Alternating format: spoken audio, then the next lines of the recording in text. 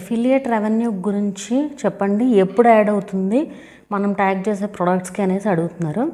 ఇది యాక్చువల్గా tagging products అనేసి మనకు కొత్తగా వచ్చింది కదా ఒకటి, సో దాని గురించి అనమాట ఇది.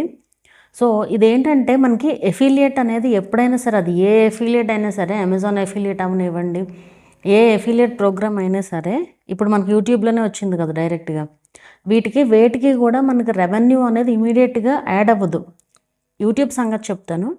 ఒకవేళ మనకి ఇమీడియట్గా యాడ్ అయినా సరే అది పోతుంది. మళ్ళీ పోవడం అంటే, ఇప్పుడు ఫర్ సపోజ్ ఇప్పుడు ఒక ప్రోడక్ట్ తీసుకున్నారు, ఒక ప్రోడక్ట్ తీసుకున్న తర్వాత ఆడియన్స్ రిటర్న్ చేస్తారు కదా, సో రిటర్న్ చేసిన ప్రోడక్ట్స్కి మనకు వచ్చిన రెవెన్యూ తగ్గుతుంది. అది ఎట్లాగా ఏంటి నేను క్లియర్గా చెప్తాను.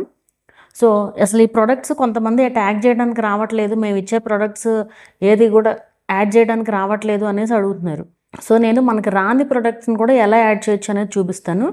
అండ్ ఇక్కడ ఏంటంటే కొన్ని ప్రోడక్ట్స్కి మనకి అఫిలియేట్ అనేది ఉండదు, సో ఆ ప్రోడక్ట్స్ అయితే రావు. కొన్ని ప్రోడక్ట్స్ ఉన్నా సరే మనకి అక్కడ టైప్ చేసినా రాదు, అది ఎలా పెట్టాలనేది నేను చూపిస్తాను. సో ఇప్పుడు ఈ వీడియోలోకి వెళ్ళినట్లయితే ఫస్ట్ థింగ్ మనకి రెవెన్యూ విషయానికి వచ్చేసరికి, ఈ ప్రోడక్ట్స్ ట్యాగింగ్ చేసేవాళ్ళు మీరు చూస్తున్నట్లయితే కనుక రెవెన్యూ అనేది మీకు డైలీ యాడ్ అవుతుంది. అది ఎలా యాడ్ అవుతుందంటే, ఫస్ట్ మనకి నార్మల్ యాడ్స్కి వచ్చే రెవెన్యూ యాడ్ అయిపోతుంది మార్నింగ్ టైంలో. ఇది నేను ఒక్కొక్కసారి అబ్జర్వ్ చేస్తున్నాను, ఒక్కొక్కసారి నాకు వీలవనప్పుడు కుదరట్లేదు. ఫస్ట్ మనకి యాడ్స్కి వచ్చే రెవెన్యూ యాడ్ అవుతుంది, దాని తర్వాత మనకి ఎఫిలియేట్ ప్రోడక్ట్స్కి వచ్చే రెవెన్యూ యాడ్ అవుతుంది. మనకు ఓవరాల్ కౌంట్లో అక్కడ అంత ఈజీగా ఏం అర్థం కాదు, దేనిది ఎంత రెవెన్యూ అనేది అయితే మనకి ఈజీగా అర్థం కాదు.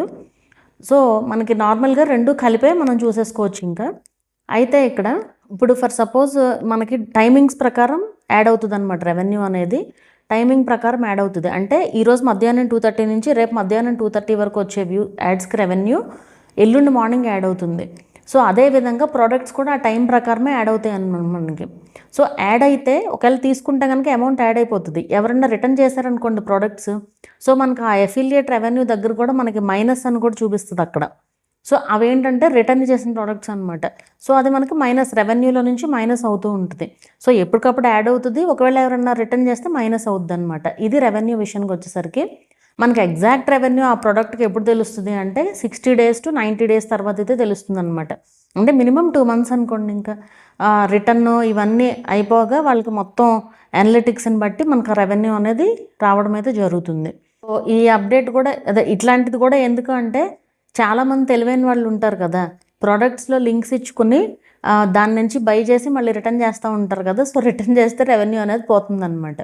అది అండ్ ఇక్కడ ఇంకోటి ఏంటంటే, మన లింక్ ద్వారా ఫర్ సపోజ్ నేను ఈ వీడియోలో కొన్ని ప్రోడక్ట్స్ యాడ్ చేశాను. సో ఆ ప్రోడక్ట్స్ ద్వారా కనుక వెళ్ళారనుకోండి, ఇప్పుడు ఒక లింక్ క్లిక్ చేశారు. ఫర్ సపోజ్ ఇప్పుడు ఇది నేను ట్రైపాడ్ లింక్ ఇచ్చాను. సో ఆ ట్రైపాడ్ లింక్ ద్వారా క్లిక్ చేశారనుకోండి, ఆ ట్రైపాడ్ లింక్ ద్వారా వెళ్ళి వేరే ప్రోడక్ట్స్ ఏమన్నా బై చేసినా కూడా మనకి దానికి కూడా కమిషన్ అనేది వస్తుంది అనమాట. మన లింక్ ద్వారా వెళ్ళి వాళ్ళు వేరే ప్రోడక్ట్స్ వెళ్తే మళ్ళీ అక్కడ సెర్చ్ చేయకూడదు. అక్కడ సెర్చ్ చేయకుండా ఈ లింక్ ద్వారానే, అంటే ఇప్పుడు మనకి వరుసగా ప్రోడక్ట్స్ వస్తాయి కదా, ఇప్పుడు ట్రైపాడ్ మనం సెలెక్ట్ చేసుకున్నాము, అది చేసిన తర్వాత మళ్ళీ అదే లింక్ నుంచి మళ్ళీ మనం వేరే ప్రోడక్ట్స్ అలా యాడ్ చేసుకుంటూ వెళ్తే వాటికి వచ్చే కమిషన్ కూడా వస్తుంది. మీరు అబ్జర్వ్ చేయొచ్చు, మీ ఆ ప్రోడక్ట్స్ లిస్ట్లో ఎఫిలియేట్ దీని దగ్గర మీకు కనిపిస్తూ ఉంటుంది. అండ్ ఇక్కడ ప్రోడక్ట్స్ ట్యాగింగ్ విషయానికి వచ్చేసరికి, ప్రోడక్ట్స్ ట్యాగింగ్ అనేది యాక్చువల్గా మనకి నేను అబ్జర్వ్ చేసింది అయితే, వీడియోలో ఏవైతే కనిపిస్తున్నాయో అండ్ వినిపిస్తున్నాయో, మేబీ వినిపించడం అనేది ఇంకా క్లియర్ ఐడియా అయితే రాలేదు నాకు, ఏదైతే కనిపిస్తున్నాయో ఆ ప్రోడక్ట్స్ మాత్రమే ఉంటున్నాయి. మీరు అబ్జర్వ్ చేయండి కావాలంటే. యాక్చువల్గా నేను మొత్తం టోటల్ 6 ప్రోడక్ట్స్ అనేది యాడ్ చేశాను ఈ వీడియోలో. ఈ వీడియో అంటే నార్మల్గా నా వీడియోస్ అన్నిటిలో కూడా అన్నిటికీ యాడ్ చేశాను, బట్ ఓన్లీ కొన్ని ప్రోడక్ట్స్ మాత్రమే కనిపిస్తున్నాయి. ఇప్పుడు ఈ ప్రోడక్ట్ కూడా, ఇప్పుడు ఇది కూడా యాడ్ చేశాను నేను. యాక్చువల్గా ఇది కూడా కొన్ని వీడియోస్లో ఏంటంటే ఫుల్ కనిపిస్తుంది, కొన్ని వీడియోస్లో హాఫే కనిపిస్తుంది. సో అది డిటెక్ట్ చేయలేక ఈ ప్రోడక్ట్ కూడా తీసేస్తుంది. అండ్ వెనక నేను కూర్చున్న చైర్ కూడా నేను ట్యాగ్ చేశాను. యాక్చువల్గా ఆ చైర్ కొంచెం ఎక్కువగా కనిపిస్తేనే అది ఉంటుంది ప్రోడక్ట్లో, లేకపోతే పోతుంది. ఇది యాక్చువల్గా మంచి థింగ్ అండి, ఎందుకంటే మన క్రియేటర్స్ మామూలు వాళ్ళు కాదు కదా, ఏది పడితే అది ట్యాగ్ చేసేస్తూ ఉంటారు. సో ఇది ఒక మంచి అప్డేట్ అనమాట ఒక రకంగా చెప్పాలి అంటే. అండ్ ఈ ల్యాప్టాప్ ఒక ట్యాగ్ చేస్తాను, సో ఇది కనిపిస్తుంది.